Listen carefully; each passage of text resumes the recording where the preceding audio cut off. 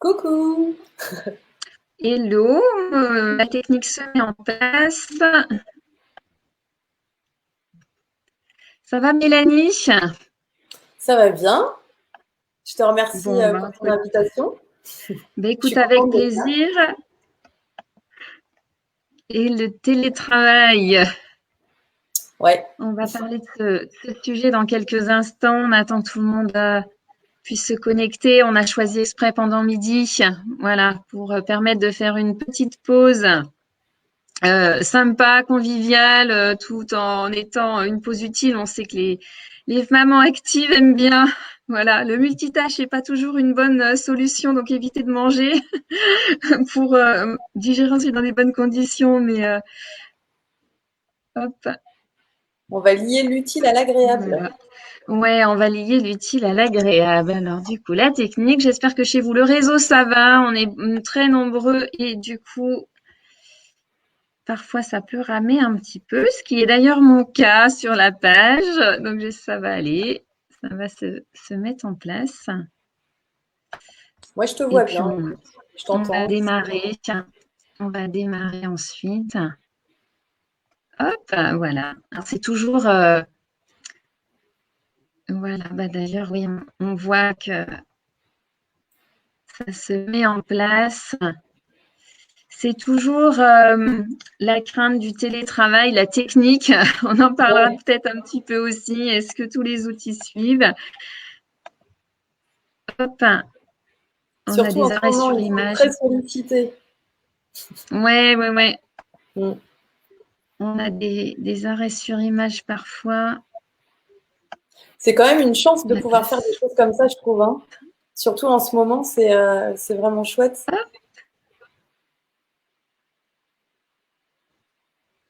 hein, je vais bouger un petit peu. Alors voilà, on a.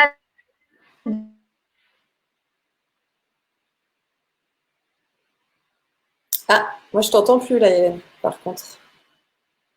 Je sais pas si tu m'entends. Ah, ça y est, je te revois. Je te laisse t'installer. Le temps peut-être de trouver un endroit où le réseau passe mieux. C'est effectivement très sollicité en ce moment. Avec le confinement, on est tous beaucoup à travailler en ligne et à travailler de chez nous. Du coup, c'est pas toujours facile. Mais ça se fait. Hélène, est-ce que tu nous as retrouvés? Ah non, je crois qu'on a perdu Hélène. Voilà. Bah, écoutez, j'ai Ah, changé ça de y est. place. Ça va Ouais. peut-être aller un petit peu mieux. Excusez-moi pour ce. J'essaie de pas aller trop à contre-jour. Voilà. Alors, Non, ça c'est fait bon, on te voit, on des t'entend. aléas, ça fait partie des aléas et dans toutes circonstances, on reste serein, ce qui permet d'être efficace. Il n'y a pas de panique, ça va se mettre en place. On est parti. Bah écoute Mélanie, maintenant je suis à peu près opérationnelle. On va démarrer.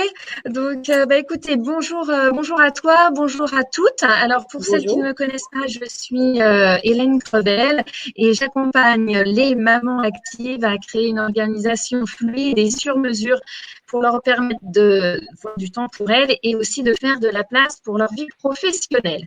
Alors, la vie professionnelle, on va en parler aujourd'hui et on va parler avec toi, Mélanie, plus précisément du télétravail et voir bah, comment on peut concilier vraiment le travail, la vie de famille et comment on peut s'organiser quand on bosse à la maison.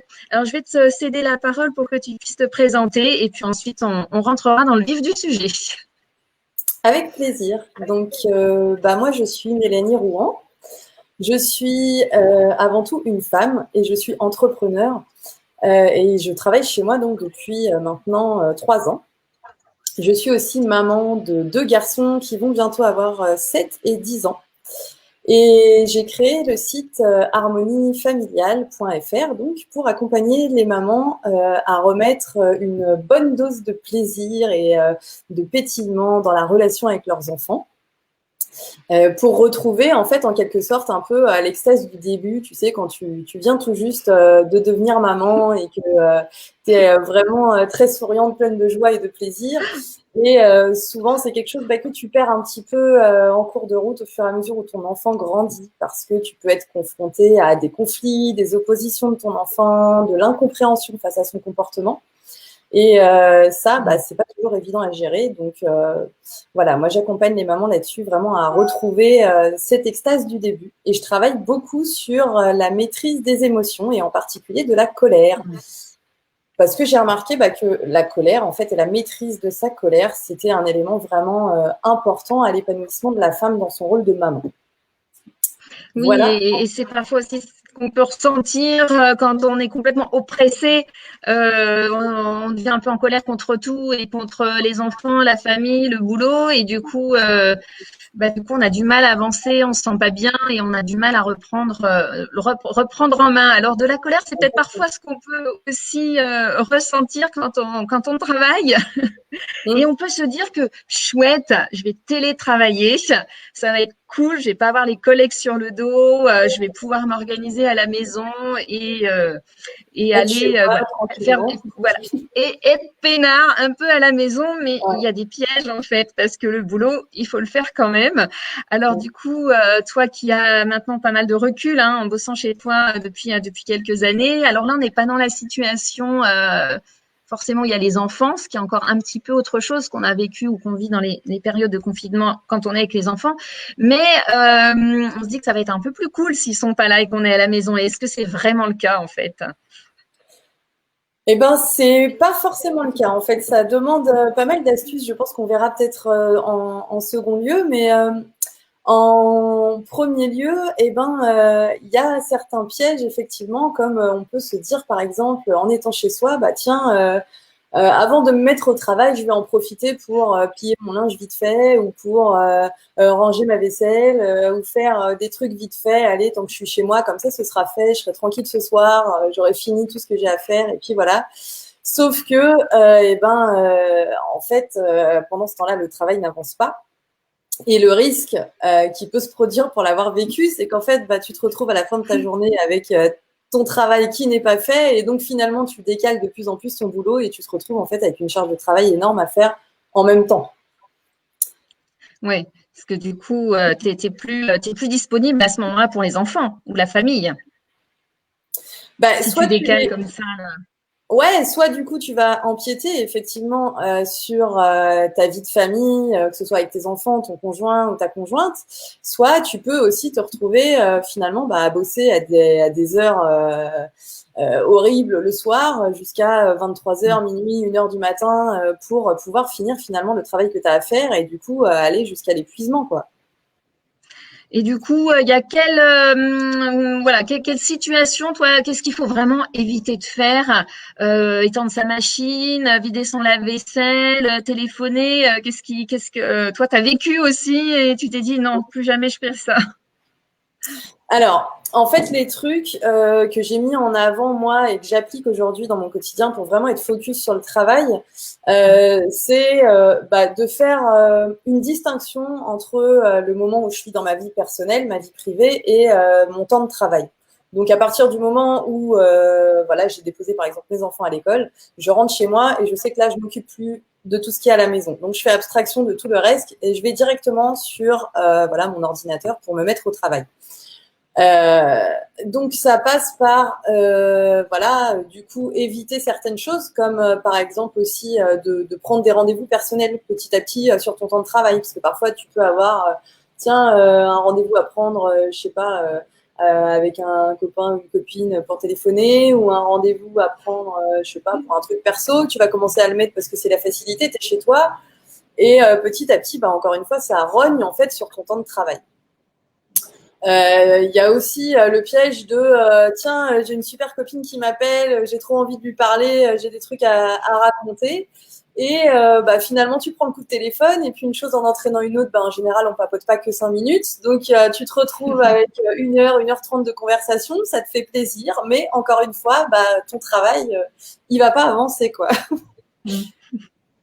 Il y a aussi la procrastination. La procrastination, c'est un truc un peu à la mode, mais c'est vrai que c'est quelque chose qui peut être encore plus tentant, on va dire, quand tu travailles de chez toi, parce que t'as clairement personne physiquement sur ton dos pour te booster à avancer. Donc c'est vraiment de l'autodiscipline à avoir. Et j'ai mis également le fait de se mettre à travailler très tard le soir. Alors, ça peut convenir à certaines personnes. C'est vrai qu'après, l'avantage de travailler à la maison, c'est que chacun peut organiser son temps de travail comme il le souhaite. Il y en a qui aiment, qui aiment et qui sont très productifs le soir. L'idée, c'est de pas tomber dans l'épuisement et de travailler tout le temps, le matin, le midi, l'après-midi, le soir et la nuit, etc. Pour éviter d'aller justement vers l'épuisement, quoi. Et le dernier point que je voulais aborder aussi, c'est effectivement, comme tu le disais tout à l'heure, Hélène, c'est le fait de faire attention à ne pas empiéter sur sa vie de famille et sur sa relation avec ses enfants et aussi avec son partenaire. Parce que c'est facile quand on est à la maison de se dire, bah là, ok, il y a mes enfants à la maison, mais bon, j'ai un truc à finir parce que j'ai pas eu le temps de le finir, donc je le fais vite fait, et puis après, je suis à eux. Sauf qu'en fait, après, il y a un autre temps qui vient, et puis finalement, tu arrives à ne plus passer de temps de qualité avec les personnes qui sont les plus importantes pour toi, quoi. Donc, attention à ça. Donc finalement, c'est vraiment un peu comme quand on est au boulot physiquement dans un autre bureau dans son entreprise et de quand même de caler finalement des vrais blocs de temps dédiés au travail et ça n'empêche pas de faire des pauses qui sont importantes, mais Bien vraiment sûr. de distinguer voilà la vie perso de sa vie et de ses tâches professionnelles. Exactement. C'est recréer finalement Ouais. ton ambiance de travail au bureau, comme tu dis, à la maison, avec les mêmes conditions.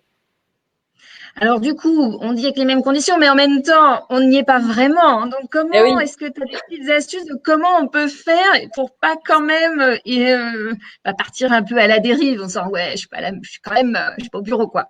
c'est Donc je peux tentant. quand même peut-être me permettre d'étendre cette fichue machine à laver et ce linge qui attend. Donc comment on peut faire concrètement comment tu fais toi du coup? Alors, du coup, la chose qui me semble, moi, en tout cas, la plus efficace, c'est de planifier déjà mon travail. De le planifier, c'est-à-dire autant de décrire les tâches que je vais faire dans la semaine et puis après dans chacune des journées, et aussi de définir des temps précis pour ce travail-là. Donc avec des horaires, par exemple, voilà, quand je ramène mes enfants de l'école, je commence à travailler à 9 heures et puis je travaille jusqu'à telle heure par rapport à mes obligations, on va dire, après personnelles. Donc la planification, c'est déjà un truc qui permet de poser vraiment les choses et de se mettre encore plus dans l'ambiance, on va dire, du bureau pour ceux qui travaillent dans le bureau.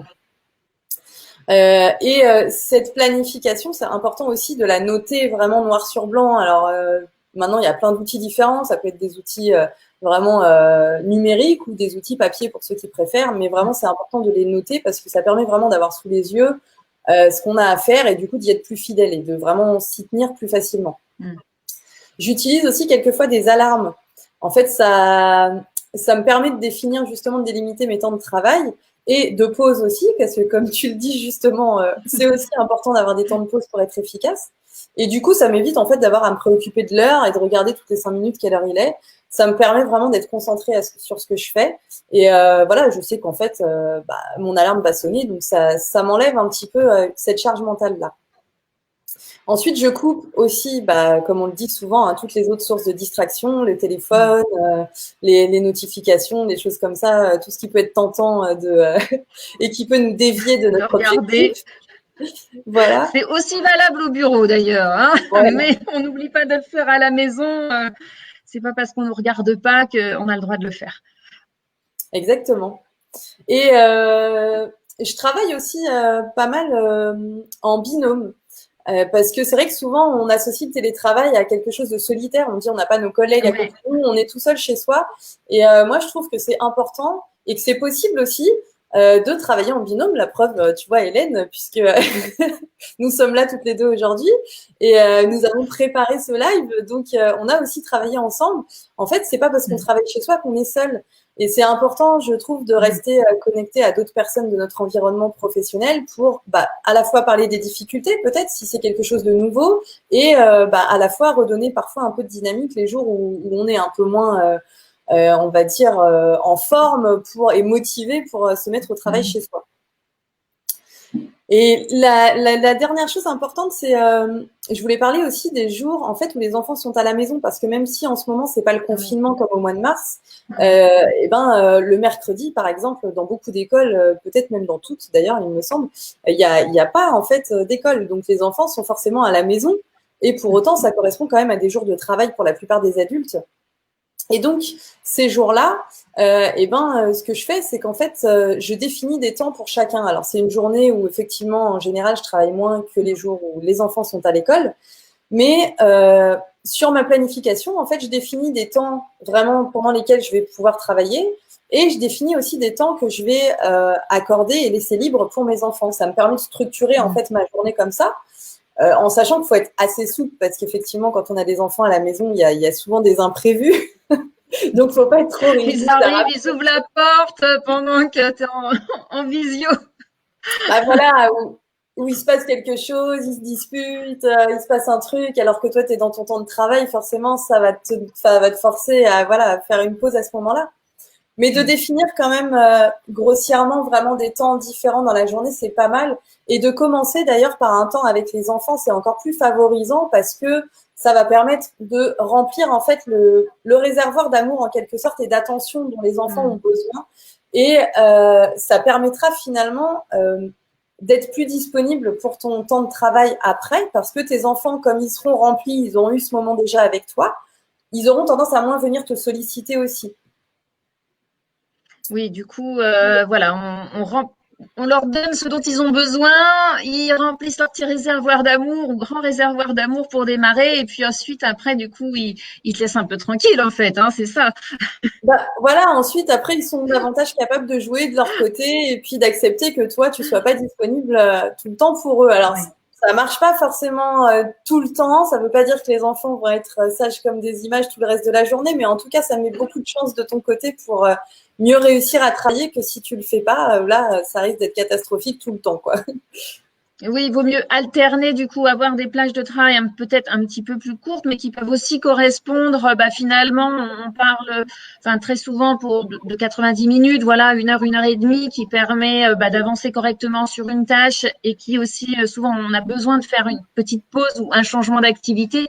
Donc, c'est de profiter de ces changements d'activité aussi, pour aller voir un petit peu les enfants et puis voilà, permettre de faire quelques petites choses avec eux avant de repartir travailler sur autre chose. Ouais, en fait, moi, ce que je fais aussi, c'est que je prévois des plages des fois plus petites que celles que je me prévois quand je suis toute seule. Et une fois que la plage est terminée, je prends un peu la température de l'ambiance. Et quand ça se passe bien, que les enfants sont occupés de leur côté, je rallonge ma plage. Parce que je sais que j'ai une marge, tu vois, et je fais aussi en fonction de comment ça se passe dans la maison autour de moi, en fait. Du coup, l'objectif et l'enjeu, c'est vraiment de calmer les cerveaux des uns et des autres en se disant, de toute façon, dans la journée, il y aura de la place pour travailler, mais il y aura aussi de la place pour, si c'est les enfants, être avec vous. Voilà. Du coup aussi, alors le risque, parce qu'on a parlé des pièges et des distractions qui pouvaient faire que finalement, on a peut-être des minutes voire des heures parfois qui passent à la trappe pour travailler, mais parfois c'est l'inverse, c'est qu'on ne décroche pas en fait. Et on peut passer 12 heures limite sans manger, sans bouger, sans sortir. Est-ce que ça t'est déjà arrivé ça, toi, peut-être au début? Alors, ça m'est arrivé de manger devant mon ordinateur et Bien. de faire des journées énormes en me disant vite, il faut que je finisse ça avant d'aller récupérer les enfants à l'école.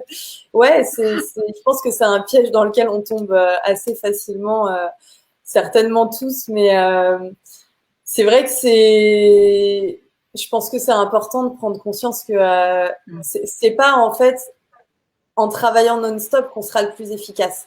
C'est-à-dire que le fait de faire des pauses, le fait de bouger son corps régulièrement dans la journée, parfois même de prendre 10 minutes pour aller se promener, parce que ça, on peut le faire, à l'extérieur et de prendre l'air, on a l'impression, en premier lieu, que c'est une perte de temps, parce que ce temps-là, on ne le passe pas à travailler. Sauf que, en vérité, c'est un peu comme un investissement.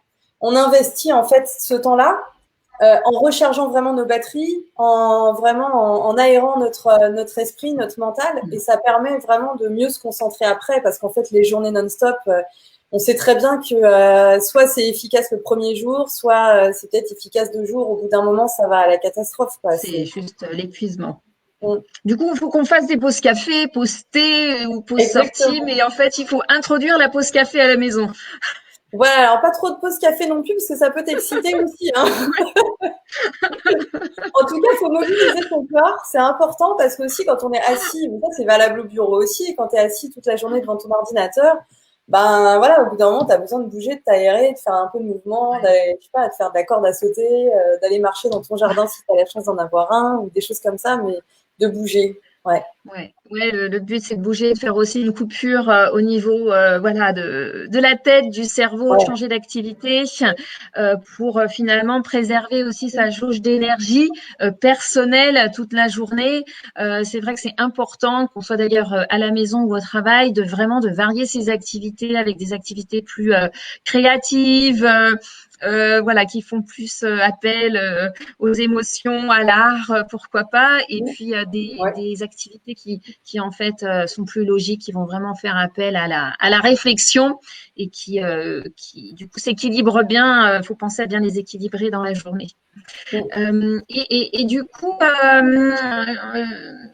je pense à quelque chose, en fait, quand on quitte du bureau, enfin là, finalement, on n'a pas de transition entre la maison et le travail. Alors peut-être qu'il y a les enfants à aller chercher entre deux, mais souvent, voilà, on a une petite transition le matin et le soir entre le moment où on quitte chez soi, on dépose les enfants et on arrive sur son lieu de travail. Et là, du coup, on ne l'a plus, celle-là. Est-ce que toi, tu as aussi des idées ou des petits conseils à nous donner là-dessus pour que ça se passe bien? Oui, complètement, parce que c'est vrai que ça aussi, ça fait partie des pièges dans lesquels je suis tombée aussi au début. C'était, voilà, ma journée de travail se finit à 16h20 et à 16h22, je pars chercher mes enfants et je les retrouve à 16h30. Et en fait, je me suis rendu compte que le cerveau, il n'a pas le temps finalement de faire le shift. Et du coup, mon mental est encore en train de travailler sur mon activité. Et donc là, mes enfants, eux, ils sortent de l'école et de leur côté, ils ont été hyper concentrés, hyper attentifs. On leur a demandé tout un tas de choses. Donc en général, quand ils sortent, ils sont voilà, pleins d'énergie, ils ont besoin de se dépenser ou de raconter plein de trucs. Et j'étais pas du tout dispo en fait pour recevoir ça. Donc ce que j'ai trouvé pas mal à mettre en place, c'est de faire en fait un sorte de sas, justement, de recréer cette transition qu'il y a, comme tu le dis, dans le trajet, parfois quand tu rentres de ton travail jusqu'à chez toi, ou peut-être pour certains les minutes qu'ils ont chez eux avant d'aller retrouver les enfants. Et du coup, voilà, je mets justement mon alarme de fin de journée, au moins, on va dire, peut-être 15 ou 20 bonnes minutes avant d'aller récupérer les enfants. Et ça peut être l'occasion, exactement comme tu disais tout à l'heure, d'en profiter pour faire soit quelque chose de créatif ou quelque chose qui te fait plaisir, en fait, et qui permette à ton cerveau vraiment de faire cette transition et du coup de te rendre plus disponible pour tes enfants, de vraiment mettre de côté ta journée de travail, en tout cas celle de la journée, même si tu as prévu de reprendre parce que tu es plus efficace le soir un peu plus tard. Mais ça te permet vraiment de faire la transition et du coup d'être plus apaisé et plus en lien aussi avec tes enfants et même ton conjoint ou ta conjointe quand tu la retrouves en fin de journée, quoi. Donc ça, c'est Oui, vraiment. sinon c'est un peu le moment où sinon on n'a pas de temps pour soi, voilà, même si c'est très court, mais sinon on enchaîne et on est à la maison et du coup voilà, on enchaîne le travail, les enfants, la maison et puis on recommence. Donc c'est de pouvoir se ménager une petite transition. Et alors tu nous disais effectivement l'heure de fin de journée. Alors il y a un truc parce que ça m'est aussi arrivé, c'est-à-dire que on culpabilise en fait d'aller chercher les enfants aussi tard que d'habitude et comme s'ils quittent à 16h30 ou certains peut-être avant, on se dit mince, faut que j'arrête à cette heure-là pour pouvoir aller les chercher. Mais est-ce qu'il y a d'autres solutions qui peuvent être du coup envisagées pour pas trop limiter sa journée finalement. On les amène tard, on les récupère tôt, quoi. Et ouais, parce que c'est vrai que parfois, on se dit effectivement, on est à la maison, donc bah, les enfants qui d'habitude vont à la garderie pendant que moi je finis plus tard à mon bureau, là, vu que je suis à la maison, bah, je vais les récupérer plus tôt parce que quand même, ils savent que je suis à la maison. Pour certains, c'est vrai que ça peut être source de culpabilité. Et bah, ça peut être aussi l'occasion effectivement de favoriser la relation avec l'enfant. Après, c'est un équilibre à trouver, mais c'est vrai que c'est malgré tout important aussi bah de poser la limite de son temps de travail aussi par rapport à ses enfants. Parce que c'est pas parce qu'on est à la maison que forcément on travaille plus. C'est vrai que c'est nouveau, il faut aussi peut-être parfois l'expliquer aux enfants pour qu'ils comprennent. Mais voilà, je trouve que ça peut être utilisé effectivement les systèmes de garderie ou des choses comme ça pour avoir une journée de travail qui soit quand même assez conséquente et ne pas tomber dans le piège effectivement de tout le temps récupérer. Après, peut-être qu'on peut faire, je sais pas, moitié-moitié dans la semaine ou rien n'est jamais figé. Donc, je pense que c'est pas mal d'essayer, de tester et puis voilà, pourquoi pas couper la poire en deux ou faire une journée dans la semaine où on les récupère plus tôt pour que ça leur fasse plaisir aussi ou voilà. C'est important de trouver l'équilibre, quoi. Mais c'est vrai que la culpabilité, c'est assez naturel et je crois qu'on est toutes concernées par ça. Mais, Oui. À un moment ouais. donné, on a tous ce petit soupçon de culpabilité de ne pas être assez disponible pour la famille ou d'être pas assez ou trop disponible pour le travail. Donc, c'est important de trouver cet équilibre. Et ce que je pourrais ajouter, c'est que c'est aussi important de ne pas rester figé dans ses organisations, dans son organisation, parce que surtout là, avec les enfants, en fonction de leur âge, c'est sûr qu'ils ne demandent pas les mêmes soins, les mêmes attentions. Quand ils grandissent, c'est quand même un petit peu plus souple avec eux. Mais quand on a des bébés, voilà, ou des tout petits, finalement, il vaut mieux les laisser 1 heure de plus chez la nourrice ou à la garderie, à la crèche, et puis profiter vraiment pleinement d'eux après quand on vient les chercher, en fait. Ouais, et être serein, avoir l'esprit plus léger quand on les retrouve, Ouais. effectivement. Ouais. Donc, écoute, on a déjà vu beaucoup de choses. Donc, si j'essaie de résumer un petit peu, c'est déjà de mettre au maximum les conditions en télétravail, en travail à la maison, un peu comme si on était au bureau, en éliminant toutes les distractions possibles liées. On pense au téléphone, on pense voilà, aux notifications, mais aussi s'empêcher de répondre au téléphone trop à des coups de fil personnels, de mettre en place vraiment tout l'environnement qui nous permet d'être concentrés sur ce qu'on fait, de penser aux pauses aussi, parce que on n'a pas forcément les collègues qui viennent nous appeler pour faire un petit break de temps en temps et se changer les idées pour repartir plus efficace après.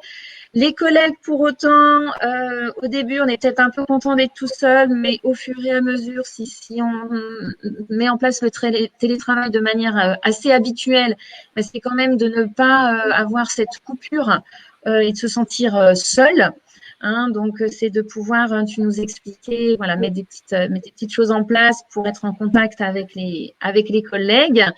Et puis, c'est de rester flexible, de tester des choses, notamment avec les enfants, de leur expliquer, de mettre quelques règles en place aussi avec eux quand ils sont encore un peu là. Et puis aussi, tu nous disais de veiller vraiment à notre rythme et à prévoir vraiment des blocs de temps, même s'ils déportent un petit peu sur les soirées, si ça rentre bien dans notre organisation et puis dans notre façon de travailler, mais de bien prévoir ces blocs équilibrés avec finalement du temps pour le travail, du temps pour la famille et aussi du temps pour soi pour faire quelques pauses.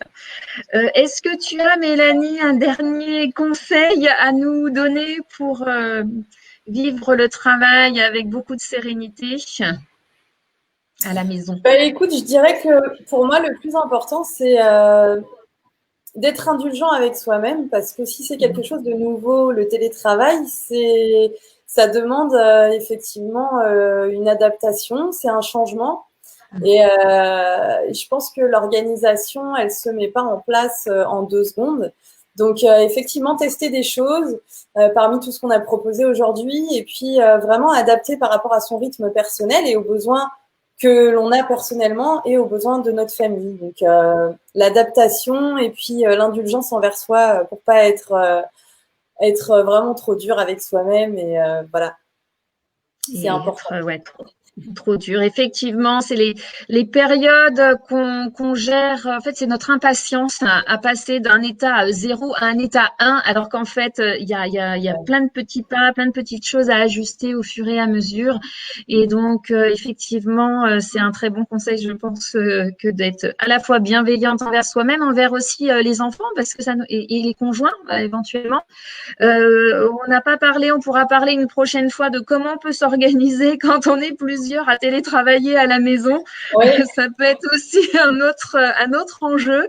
On oui, en parlera peut-être une prochaine fois, mais c'est de bien finalement se mettre dans la peau d'une working girl, mais working girl à la maison. Et alors, une petite dernière astuce aussi qu'on peut partager, c'est d'éviter les journées pyjama ou comme à la télé, les journées où on est habillé qu'en haut et en bas, on a les chaussons à tête de Mickey et puis son caleçon de nuit de ménage. ouais, Donc, le fait de s'habiller aussi, en fait, comme pour aller au bureau, bah déjà, ça fait du bien de sortir ses beaux habits. Et puis, ça nous met aussi dans une posture de travail. Et effectivement, au moment où on va chercher les enfants, soit on repasse le jean qu'on met habituellement ou on le met en retour, mais ça peut marquer aussi une transition justement entre le travail et la maison. En tout cas, on est nombreuses à quitter notre jupe et notre corsage pour rentrer dans le jogging en arrivant. C'est pas très classe, oui, mais c'est quand même plus pratique. Voilà. Donc, c'est vrai. merci Mélanie pour tous tes conseils et ton retour d'expérience. Merci à Eh toi. bien, ouais, on s'était engagé sur pas trop long parce que le midi, il y a plein de choses à faire souvent dans les emplois du temps de maman. Ouais.